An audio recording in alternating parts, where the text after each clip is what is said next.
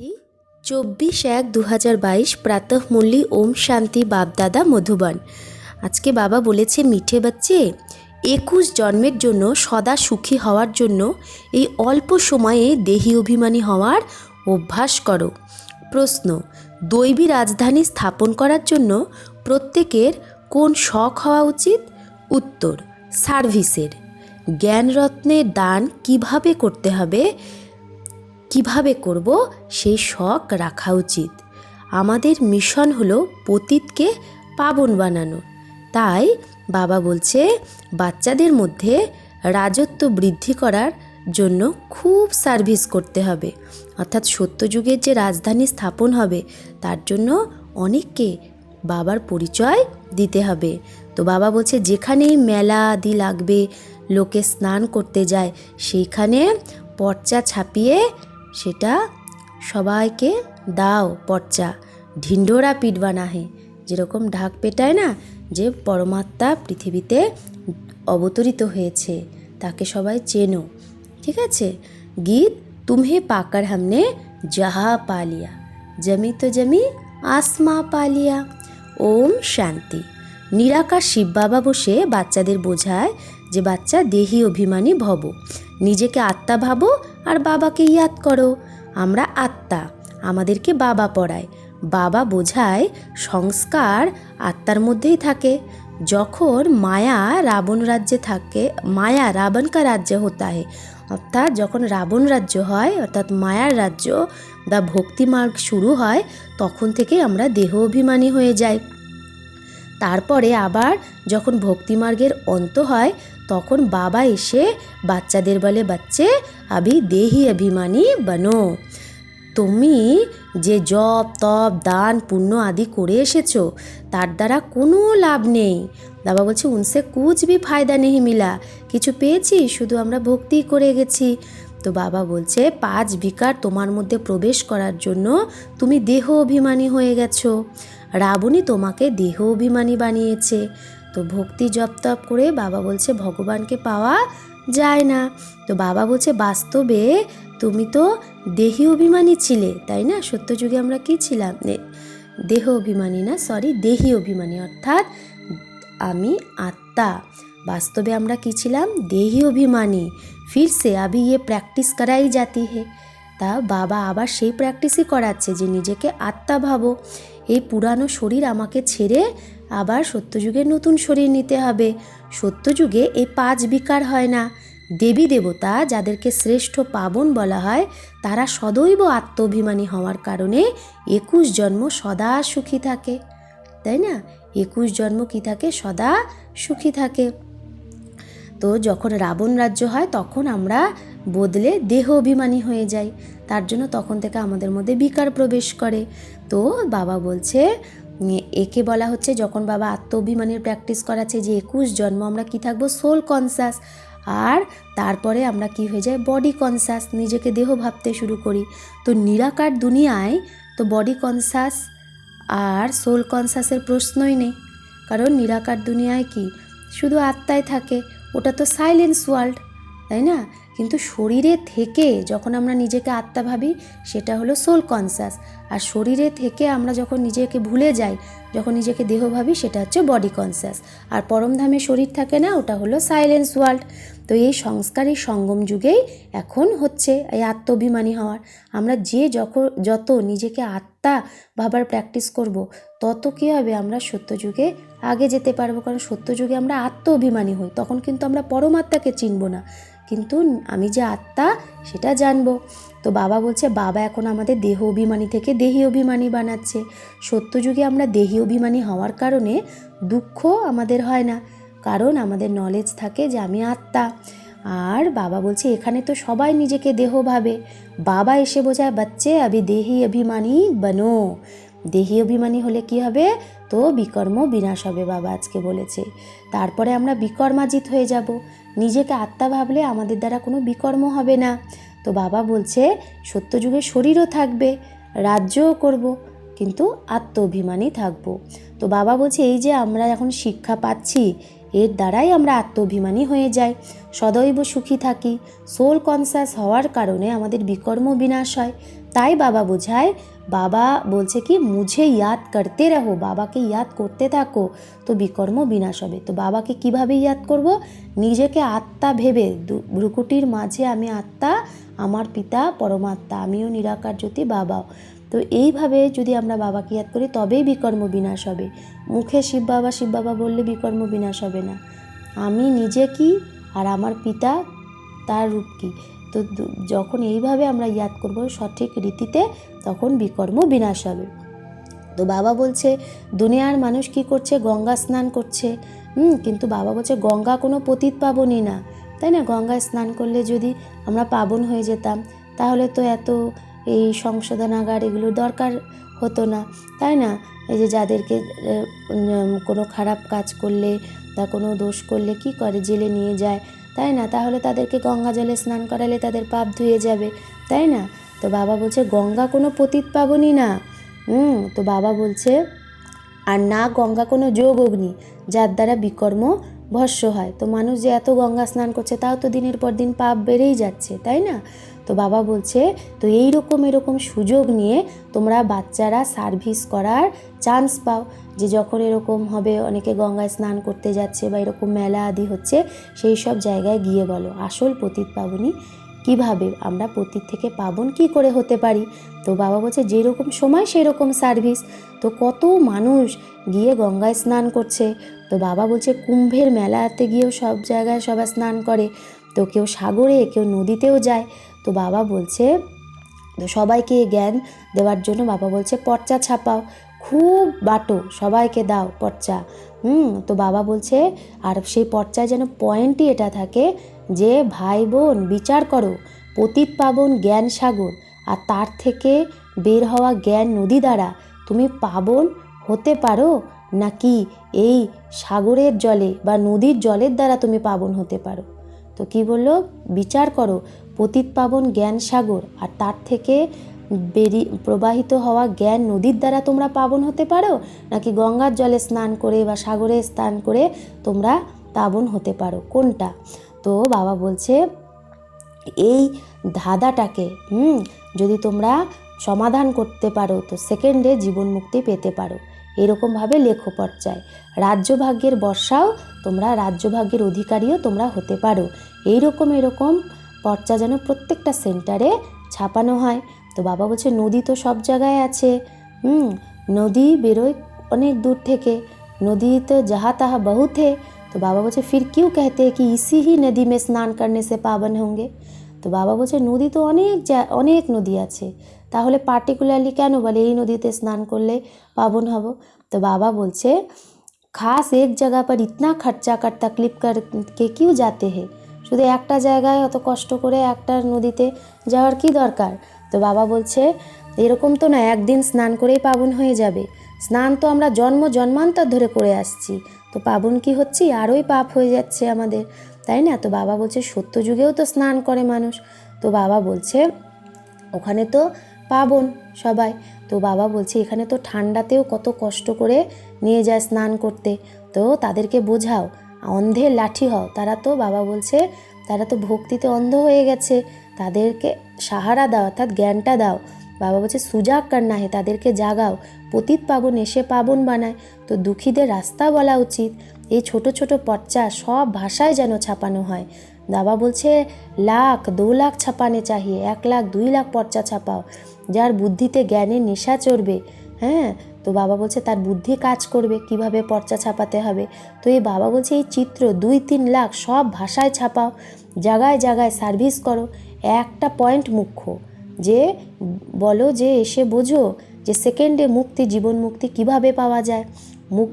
তো বাবা বলছে মুখ্য সেন্টার যে তার অ্যাড্রেস দিয়ে দাও সেই পর্যায়ে, তারপরে পড়ুক না পড়ুক সেটা তার ব্যাপার। তো বাবা বলছে তোমাদের ত্রিমূর্তির চিত্রের ওপরও বোঝানো উচিত যে ব্রহ্মা দ্বারা স্থাপনা নিশ্চয়ই হতেই হবে। তো দিন প্রতিদিন মানুষ বুঝতে পারবে যে সত্যিই তো বিনার সামনে দাঁড়িয়ে আছে। তো বাবা বলছে দিন প্রতিদিন ঝগড়া আদি বাড়তেই থাকবে, যে দেশে দেশে বিশ্বে ঝগড়া আদি বাড়তেই থাকবে। তো বাবা বলছে সম্পত্তি নিয়েও কত ঝগড়া হয়ে যায়। তো বাবা বলছে फिर नहीं तो मारामाরি भी कर लेते हैं, তাই না? সম্পত্তির জন্য মানুষ মারামারিও করে নেয়। তো বাবা বলছে বিনাশ তো সামনে হবেই হবে। যে ভালোভাবে গীতা ভাগবত আদি পড়েছে সে ভাববে যে সত্যি তো এটা তো আগেও হয়েছিল। तो तुम बच्चों को अच्छी रीति समझाना चाहिए कि क्या पानी में स्नान करने से मनुष्य पतित से पावन बनेंगे বা योग अग्नि से पावन बनेंगे। হ্যাঁ, নদীতে স্নান করলে মানুষ পতিত থেকে পাবন হবে নাকি যোগ অগ্নির দ্বারা পাবন হবে, এটা ভালো করে মানুষকে বোঝাও। ভগবানুবাচ, ভগবান কি বলছে? ভগবানুবাচ মানে কি? ভগবানের বাক্য কি? যে মুঝে ইয়াদ করনে সে হি তোমারি বিকর্ম বিনাশ হবে। নদীতে স্নান করলে বিকর্ম বিনাশ হবে না, বাবাকে ইয়াদ করলে বিকর্ম বিনাশ হবে। তো বাবা বলছে যেখানে যেখানে তোমাদের সেন্টার আছে, তো এইরকম কোনো বিশেষ পার্বণে তোমরা এরকম কী করতে পারো, ভক্তির যে কোনো পার্বণ যেগুলো হয় না সেগুলোতে পর্চা বের করতে পারো। তো বাবা বলছে মেলাও অনেক হয় যাতে মানুষ যায় যে মেলায়, কিন্তু বাবা বলছে কিন্তু এই কথাগুলো খুব কম মানুষই বোঝে। তো বাবা বলছে এই যে পর্চা দেওয়ার জন্য অনেককে চায়, হ্যাঁ, আবার যারা বোঝাতে পারে সেরকম বাচ্চাও চায়। তো এইরকম জায়গায় দাঁড়িয়ে পর্চা দিতে হবে। এটা হলো জ্ঞানরত্ন। সার্ভিসের খুব শখ থাকা উচিত। আমরা নিজের দৈবী বাদশাহী স্থাপন করছি না, তো এটা হলো মানুষ থেকে মানুষকে দেবতা অথবা পতিতকে পাবন বানানোর মিশন। তো বাবা বলছে এটাও তুমি লিখতে পারো যে বাবা বুঝিয়েছে মন মনা ভব, পতিত পাবন বৃহদের বাবাকে ইয়াদ করো তো বিকর্ম বিনাশ হয়ে যাবে। তো বাবা বলছে যাত্রার পয়েন্টও আমাদের বারবার বাবা বোঝায়, বাবাকে বারবার ইয়াদ করো। তো আমাদের যাত্রা কি? আমাদের যে এটা আমাদের রুহানি তীর্থযাত্রা, অর্থাৎ আত্মা মন বুদ্ধি দিয়ে 1 সেকেন্ডে পরমধাম বাবার কাছে যেতে পারে, তাই না? কিন্তু এই যাত্রায় কি না টিকিট কাটতে হয়, না লাগেজ গোছাতে হয়, তাই না? না, এটা হচ্ছে বুদ্ধিরূপী লাগেজ, আমাদেরকে কি গুটিয়ে নিতে হয়। তো সেই রকম তো বাবা বলছে যে বাবাকে বারবার ইয়াদ করো, এটাই আমাদের যাত্রা। তো সিমার সিমার সুখ পাও, কলহ ক্লেশ মিটে সব তনকে, অর্থাৎ তুমি এভার হেলদি বন যাएंगे। বাবাকে যত ইয়াদ করব সুখ পাবো, আর কলহ ক্লেশ মিটে আমরা এভার হেলদি হয়ে যাব। বাবা মন্ত্র দিয়েছে কি বাবাকে স্মরণ করো, অর্থাৎ ইয়াদ করো। এরকম না যে মুখে বলো শিব শিব শিব শিব ওম নমঃ শিবায়, এইসব না, ইয়াদ করো, স্মরণ করো। যেরকম আমরা যদি আমাদের নিজেদের কোনো রিলেটিভকে স্মরণ করি, মানে তার কথা ভাবি, তাহলে কি তার নাম ধরে এরকম বলি না তো, না, তার ছবিটা আমাদের সামনে আসে। তো সেরকম শিবের ভক্তরা তো এরকম শিব শিব শিব শিব বলে মালা জপে, কিন্তু আমরা তো ভক্ত না, আমরা তো তার বাচ্চা হয়ে গেছি। তো বাবা বলছে বাস্তবে হলো রুদ্রমালা, শিব আর শালিগ্রাম। তো শিবের সাথে যে শালিগ্রামদের পূজা হয়, তা শালিগ্রাম কারা? আমরা বাচ্চারা, আমরা আত্মারা।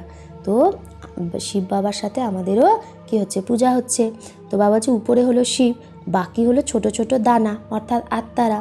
তো আত্মা এত ছোট বিন্দু। তো বাবা বলছে কালে दानों की भी माला होती है, तो शिव की माला भी बनी हुई है। কালো দানারও মালা হয়, তো শিবের মালা তৈরি এরকম করে। তো বাবা বলছে আত্মাকে কি করতে হবে? নিজের বাবাকে ইয়াদ করতে হবে। তো বাবা বাকি মুখ দিয়ে শিব শিব बोलना नहीं है, মুখ से শিব শিব बोलना नहीं है। বাবা বলছে শিব শিব বললে তো আবার বুদ্ধিযোগ মালার দিকে চলে যাবে, আমাদের তো এখানে মালা ফেরার ব্যাপার নাই, তাই না? তো অর্থ তো কেউ এগুলো বোঝে না। তো বাবা বলছে শিব শিব জপ করলে কি থোড়েই বিকর্ম বিনাশ হবে? তো বাবা বলছে যারা মালা ফেরে, ওই যে শিব শিব বলে মালা ফিরছে, তাদের কাছে জ্ঞানই নেই। তো বাবা বলছে माला फेरने वालों के पास ये ज्ञान नहीं है कि विक्रम तब विनाश होते हैं जब संगम पर डायरेक्ट शिव बाबा आकर मंत्र देते हैं कि माँ में कम याद करो। যারা মালা ফেরছে শিবের মালা, তারাও জানে না যে বিকর্ম তখনই বিনাশ হবে যখন ডাইরেক্ট শিব বাবা এসে মন্ত্র দেবে মা মে কাম ইয়াদ করো। তো বাকি বাবা বলছে যে যতই বসে মালা ফেরুক বা শিব শিব জপ করুক, তাতে বিকর্ম বিনাশ হয় না। বাবা বলছে কাশিতে গিয়ে থাকে অনেকে, তো শিব কাশি বলতে থাকে, তো বলে যে কাশিতে শিবের প্রভাব আছে, শিবের মন্দির তো খুব আলিশান একদম মন্দির আছে। তো ওগুলো হলো ভক্তি মার্গের সামগ্রী, আমরা এখন জ্ঞান মার্গে আছি, আমাদের বুদ্ধি দিয়ে বাবাকে ইয়াদ করতে হবে। তো আমরা বোঝাতে পারি যে বেহদের বাবা বলছে তার সাথে যোগ লাগালে আমরা পাবন হব। তো বাচ্চাদের সার্ভিসের শখ হওয়া উচিত। বাবা বলে বাবাকে পতিতকে পাবন বানাতেই হয়। আমরা বাচ্চারা আর অন্যকে পাবন বানানোর সার্ভিস করি। তো বাবা বলছে পর্চা নিয়ে গিয়ে বোঝাও, বলো যে ইনকো আচ্ছি রীতি পড়ো, এই হ্যান্ডবিলটা ভালো করে পড়ো, মৃত্যু তো সামনে দাঁড়িয়ে আছে, এটা হলো দুঃখধাম। তো বাবা বলছে তো এখন নদীর জলে স্নান না করে এই জ্ঞান স্নান একবার করো। পরমাত্মা একবারই আসে, প্রত্যেক কলিযুগে, প্রত্যেক কল্পে, কলিযুগের অন্তেই পরমাত্মা এসে একবারই এই জ্ঞান স্নান করায়।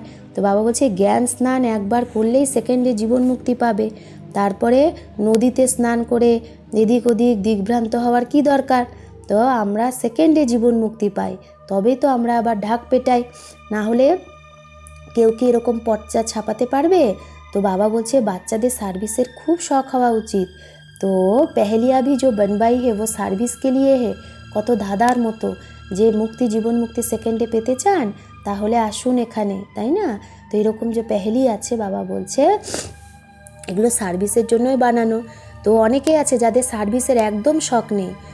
বাবা বলছে ধ্যান মেহি নেহি আতা কি ক্যাসে সার্ভিস করে, তাদের বুদ্ধিতেই আসে না যে কিভাবে বাবার পরিচয় সবাইকে দেব। তো বাবা বলছে তো তার জন্য খুব ভালো আচ্ছা চমৎকারী বুদ্ধি চাই। जिनके पैरों में देहाभिमान की कड़ियाँ जंजीरें पड़ी है तो देही अभिमानी बन नहीं सकते। তো বাবা বলছে যার মধ্যে দেহ অভিমানের কড়া সংস্কার ভরা আছে সে দেহি অভিমানী হতে পারবে না। তো বাবা বলছে তখন বোঝা যায় যে এগিয়ে কি পথ পাবে সত্যযুগে, তাই না। তো তার উপর বাবার করুণা হয় যে সব সেন্টারেই দেখা যায় যে কে কে পুরুষার্থে একদম তীখা যাচ্ছে। তো কেউ তো আবার ধুতরার ফুল, কেউ গোলাপের ফুলও হয়। আবার বাবা বলছে হাম ফালানে ফুল হে, অর্থাৎ ফুলের মধ্যেও তো নাম্বারবার আছে না, কোনোটা ধুতরা, কোনোটা আকন্দ, কোনো গোলাপ ফুল। তো বাবাও বলছে বাবার বাচ্চাদের মধ্যেও নাম্বারবার আছে, কেউ খুব ভালো, কেউ মধ্যম, কেউ কনিষ্ঠ, তাই না, উত্তম মধ্যম কনিষ্ঠ। তো বাবা বলছে আমরা যদি বাবার সার্ভিস না করি তাহলে বুঝতে হবে আমি গিয়ে ওই ধুতরা ফুল হব, কাটা ফুল, অর্থাৎ আমার থেকে খুশবু বেরোচ্ছে না, তাই না। তো বাবা বলছে বাবা তো বহুত আচ্ছি রীতি সমঝা রহে হে, বাবা আমাদের কত ভালোভাবে বোঝাচ্ছে আমরা হীরের মতো হওয়ার পুরুষার্থ করছি। তো কেউ তো সত্যিকারের হীরা, আবার কেউ কালো ঝুঞ্ঝার ভি হে, তাই না। তো হরেক কো আপনা খেয়াল করনা চাহিয়ে যে আমি কোন হীরা, আমি বাবার কেমন বাচ্চা, আমাকে হীরের মতো হতেই হবে, নিজেকে জিজ্ঞেস করতে হবে আমি হীরের মতো হয়েছি। अच्छा मीठे मीठे सिकिलधे बच्चों प्रति माता पिता बाप दादा का याद प्यार और गुड मॉर्निंग। रूहानी बाप की रूहानी बच्चों को नमस्ते। हम रूहानी बच्चों की रूहानी माता पिता बाप दादा को याद प्यार गुड मॉर्निंग और नमस्ते नमस्ते नमस्ते। शुक्रिया बाबा, आपको लाख लाख शुक्रिया। धारणा के लिए मुख्य सार एक, देह अभिमानेर जे जंजीर सेटाके केटे देही अभिमानी होते हबे, सोल कनसास हওয়ার সংস্কার পাক্কা করতে হবে। 2 সার্ভিসের খুব শখ রাখতে হবে। বাপ সমান পতিত থেকে পাবন বানানো সেবা করতে হবে, পতিতকে পাবন বানানো সেবা করতে হবে, সত্যিকারের হীরা হতে হবে। বরদান, কর্ম করতেও ন্যারি আর পিয়ারি অবস্থা যেন থাকে, হালকাপনের অনুভূতি যে করবে সেই কর্মাতীত ভব। কর্ম করতেও ন্যারি পিয়ারি অবস্থায় থেকে হালকাপনের অনুভূতি যে করবে সেই কর্মাতীত ভব। কর্মাতীত অর্থাৎ ন্যাড়া আর পেয়ারা। কর্ম করলাম আর করার পরে এইরকম অনুভব হবে যে কিছুই করিনি, করানে ওয়ালে নে করা লিয়া, যে করানোর সে করিয়েছে, বাবা করিয়েছে, ব্যাস নিজে হালকা, এইরকম স্থিতির অনুভব করলেই সদা হালকাপন থাকবে। আর যদি ভাবি আমি করেছি তাহলে বোঝ, তাই না।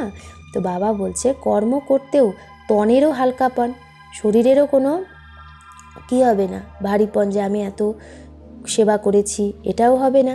আবার মনের স্থিতিতেও হালকা, মনেও ভাববে না যে আমি এই করলাম ওই করলাম, বাস বাবা করিয়েছে, হালকাপন। তো বাবা বলছে যত কার্য বাড়তে থাকবে আর তত হালকাপনও যেন বাড়তে থাকে। আমরা এরকম বলতে পারবো না যে কার্য যত বাড়বে কাজ তত আরও ভারী হয়ে যাচ্ছে না। বাবা বলছে আমাদের ফরিস্তা হতে হবে, দিন প্রতিদিন সেবাও আরও বৃদ্ধি পাবে, কিন্তু যত সেবাও বৃদ্ধি পাবে আবার যেন মনের আর তনের দুটোরই হালকাপন, যেন কিছুই করিনি। অর্থাৎ মন বুদ্ধি দিয়ে যদি ভাবি বাবা করাচ্ছে তাহলে আমরা হালকা থাকতে পারবো। তো কর্ম যেন নিজের প্রতি আকর্ষণ না করে, অর্থাৎ কর্মের প্রতি যেন আমরা আকর্ষিত না হই, মালিক হয়ে যেন কর্মেন্দ্রিয় দ্বারা কর্ম করাই আর সংকল্পেও হালকাপন অনুভব করি, এটাই হলো কর্মাতীত হওয়া। স্লোগান, সর্বপ্রাপ্তিতে সদা সম্পন্ন যদি থাকি তাহলেই সদা হর্ষিত, সদা সুখী আর খুশনসিব হয়ে যাব। সর্বপ্রাপ্তিতে সদা সম্পন্ন হলে সদা হর্ষিত, সদা সুখী আর খুশনসিব হয়ে যাব। মাতেশ্বরীজির অনমোল মহাবাক্য। বাবা মাতেশ্বরী বলছে, किस्मत बनाने वाला परमात्मा, किस्मत बिगाड़ने वाला खुद मनुष्य है। ভাগ্য কে বানায়? পরমাত্মা। আর ভাগ্য বিগড়ায় কে? মানুষ নিজে। তো বাবা বলছে, এখন এটা তো আমরা জানি যে বাবা না, এটা মাম্মার মহাবাক্য। তো बोलছে যে अब ये तो हम जानते हैं कि मनुष्य आत्मा की किस्मत बनाने वाला कौन है। मानुष आत्मार किस्मत भाग्य के बनाए और किस्मत बिगाड़ने वाला कौन है। हम ऐसे नहीं कहेंगे कि किस्मत बनाने वाला बिगाड़ने वाला वही परमात्मा है। আমরা বলে দিই না ভগবান আমার ভাগ্য কি করে দিয়েছে, এরকম না যে ভগবানই ভাগ্য তৈরি করছে, ভগবানই ভাগ্য বিগড়াচ্ছে, না। তো হ্যাঁ, বাবা मामा बोलছে, बाकी ये जरूर है कि किस्मत को बनाने वाला परमात्मा है, किस्मत के बनाए के परमात्मा, और किस्मत के बिगाड़ने वाला खुद मनुष्य है। अब ये किस्मत बने कैसे, भाग्য কি করে তৈরি হবে আর কি ভাগ্য কিভাবে খারাপও হয়ে যায়, দুর্ভাগ্য। তো এরপর বোঝাচ্ছে, মানুষ যখন নিজেকে জানে আর পবিত্র হয় তো আবার সে তার যে বিগড়ে গেছে ভাগ্য সেটাকে আবার সে তৈরি করতে পারে। तो যখন আমরা সেই बिगड़े যাওয়া ভাগ্যকে अब जब हम बिगड़ी हुई तकदीर कहते हैं तो इससे साबित है कोई समय अपनी तकदीर बनी हुई थी। আমরা বলি না আমার ভাগ্যটাই বিগড়ে গেছে, আমার ভাগ্যটাই খারাপ, তার মানে নিশ্চয় কখনো আমার ভাগ্য আমি তৈরি করেছিলাম ভালো ভাগ্য, যেটা আবার বিগড়ে গেছে। তো বাবা বলছে এখন সেই বিগড়ে যাওয়া ভাগ্যকেই আবার পরমাত্মা নিজে এসে বানাচ্ছে। এখন কেউ যদি বলে পরমাত্মা তো নিজে নিরাকার, সে কি করে ভাগ্য বানাবে? তো এর উপর বোঝানো হয় নিরাকার পরমাত্মা কিভাবে সাকার ব্রহ্মার তন দ্বারা অবিনাশী নলেজ দ্বারা আমাদের বিগড়ে যাওয়া ভাগ্যকে আবার তৈরি করছে। এখন এই নলেজ দেওয়া কি কার কাজ? পরমাত্মার কাজ। বাকি মানুষ আত্মা এক দো কি তকদির কো नहीं जगा सकती है। কোনো মানুষ একজন আর একজনের ভাগ্য তৈরি করতে পারে না, এটা তো এক পরমাত্মারই কাজ। তো বাবা মাম্মা বলছে তকদির কো জাগানে वाला एक ही परमात्मा है। তকদির ভাগ্যকে জাগানে वाला, আমাদের ভাগ্য এখন পরমাত্মা কি করছে? জাগাচ্ছে। এক পরমাত্মাই জাগাতে পারে, তবেই তো তার ইয়াদগারে এই যে মন্দির তৈরি হচ্ছে, তাই না? তো শিবের কেন পূজা হচ্ছে? নিশ্চয়ই সে কখনো কোনো এক বিশেষ কার্য করেছিল, তো সে পতিতকে পাবন বানিয়েছিল, তাই তার ইয়াদগারে এত মন্দির বানানো হচ্ছে। আচ্ছা, লাভলীন স্থিতির অনুভব করো। যে সময় যে সম্বন্ধের আবশ্যকতা সেই সম্বন্ধে ভগবানকে নিজের বানাও। দিল সে কহো মেরা বাবা, আর বাবা কহে মেরে বাচ্চা। আমরা বলবো মেরা বাবা মন থেকে, আর বাবা বলবে আমার বাচ্চা। এই স্নেহের সাগরে তোমরা মগন হয়ে যাও। এই স্নেহই ছত্রছায়ার কাজ করে, এর মধ্যে মায়া আসতে পারে না। যদি আমার উপর বাবার ছত্রছায়া থাকে তাহলে কি করে মায়া আসবে, তাই না? তাই দিল থেকে কি বলতে হবে? মেরা বাবা, আমার আর কিচ্ছু না, আমার এক বাবা। আর বাবা কি বলবে? আমার বাচ্চা। তাহলে আমরা বাবার ছত্রছায়ায় থাকতে পারবো। ওম শান্তি। যারা মুরলি শুনছে তাদের মধ্যে যাদের 7 দিনের কোর্স হয়নি, তো তাদেরকে অবশ্যই বলবো তারা নিজের নিজের কাছের প্রজাপিতা ব্রহ্মাকুমারী ঈশ্বরীয় বিশ্ববিদ্যালয়ে গিয়ে 7 দিনের রাজযোগ মেডিটেশন কোর্স করলে তবেই তারা এই মুরলির পুরো অর্থ বুঝতে পারবে। ওম শান্তি।